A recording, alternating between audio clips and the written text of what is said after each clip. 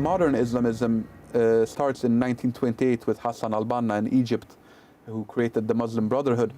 So this was 4 years after the fall of the Caliphate of the Ottoman Empire, and it is in direct reaction towards that fall. And of course, the problems were foreseen, as again a historian who's not read very often these days, unfortunately, Hilaire Belloc, who said what the world had to fear at the time he was writing exactly at this time is a resurgence of Islam, because he took the view that because the Crusaders had failed to capture Damascus, they had created the conditions in which Islam could eventually rise. I mean, this is talking about grand sweeps of history. Oh, absolutely.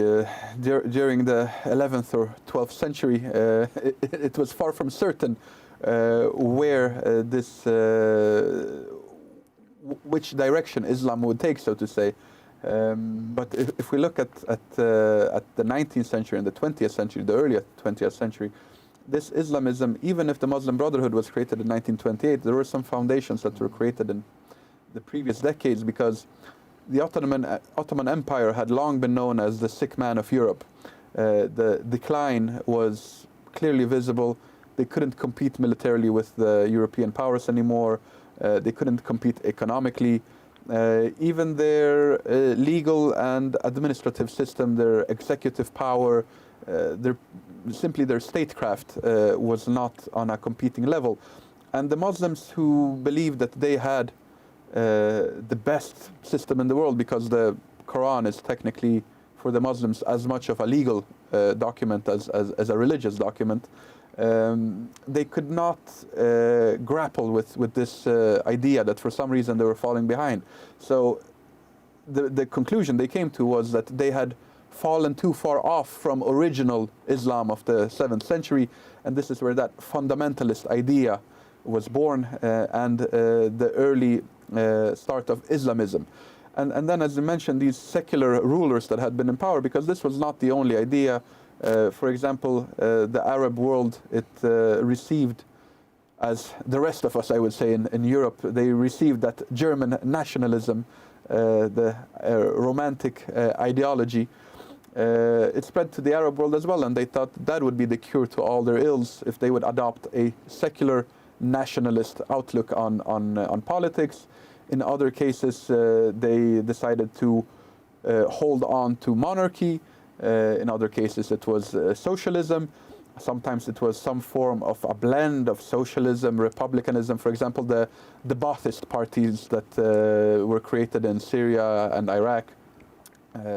In Egypt, you had the idea of a union between Egypt and Syria that for a while was in place.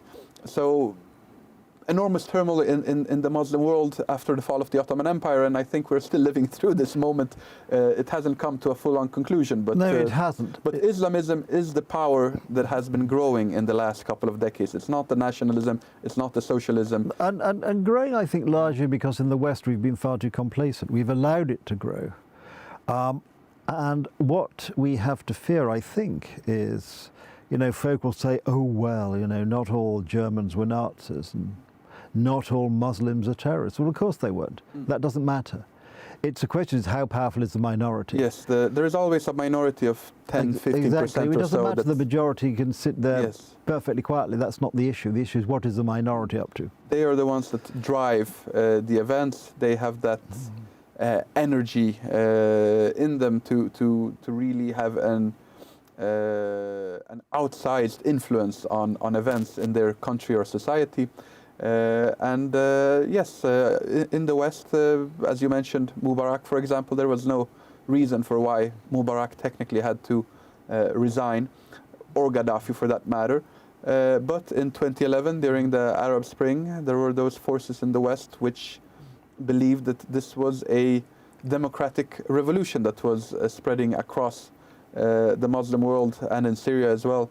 And they made comparisons to 1989 and the fall of communism in Eastern Europe, but they didn't realize that these were two completely different cases exactly. I mean, and different powers leading. This goes to a wider issue, I think, about the general ignorance of the current crop of politicians, or willful ignorance, certainly the case, for example, of Tony Blair, of any sense of history, national identity in the positive sense.